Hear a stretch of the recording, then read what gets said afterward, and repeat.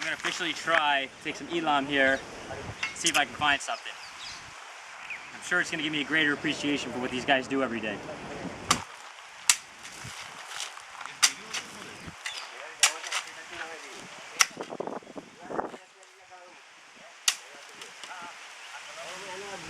Alright, I think I got about maybe 15 to 20 pounds of elam.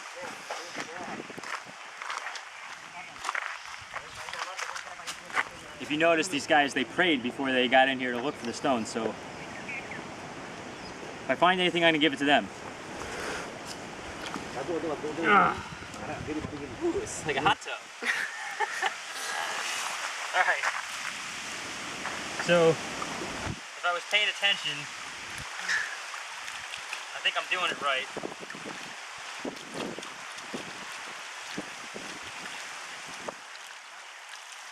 You've got to get enough water in there, fresh water, so you can exchange out a lot of the mud that you're trying to sift through. So at the same time, you can't tilt it too much that your stones fall out. So you've got to pay attention to what you're doing here. It's a little bit trickier than it seems. It's kind of, in some regards, I feel like I'm trying to swing one arm forward and another one back. If you ever try to do that, it's difficult for your mind to do that rhythm. Find something, it doesn't sell by weight. It sells by the next guy who's willing to gamble on what it's going to be when it's cut. This is a profession of hard work. I'd say blood, sweat, and tears is a good description. And you got to remember that the guy who owns this land in the last 30 years, he's only found a few stones that he's been able to sell for $25,000. Most of what he finds is really small stones that most likely sell for maybe $5 or $10.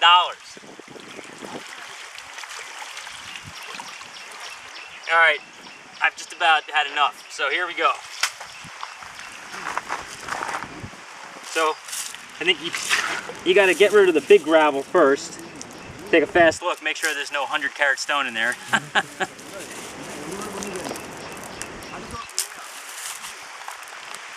Nope. Mostly stuff you find in your driveway back home, just gravel. I think I'm looking for something that's gonna glow in the dark, or certainly catch some of the light. It definitely is something you can't do at night or in low light conditions. So it's a necessary evil that you do this in the midday sun. You get good reflection. Here's something that's got some translucency to it, but even if it was a sapphire, it'd be pretty much worthless. And it doesn't have any good crystal structure to it, so even somebody collecting crystals isn't going to want to buy it. So you spread it out,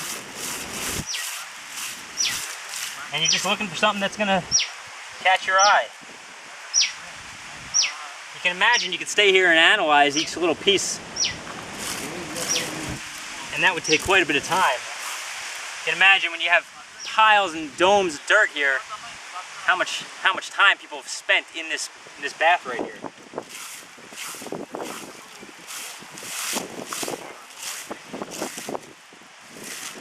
You gotta have enormous concentration. You gotta have fantastic eyesight. You gotta be very quick to be able to catch something. The reality is, if you can find 5 or 6 small stones that'll sell for $5 or $10, you're making pretty good money for the day. But those stones are so small, you've got to have almost eagle-eye vision and concentration when you're doing this. When you look down at your jewelry, it might have a lot of significance for you because it means you were married or you had an anniversary. But for these people, when they find stones, it's like a gift from God for them.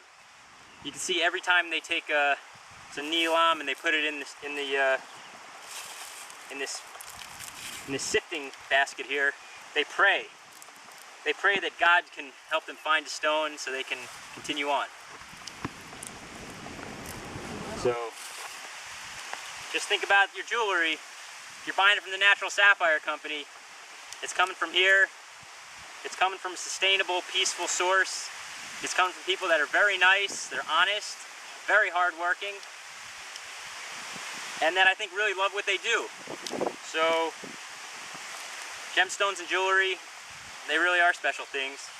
And when you buy them from a responsible source, it just makes it even better. So, reporting from Yala National Park in southern Sri Lanka, I'm Michael Arnstein for the Natural Sapphire Company. Thanks for your business.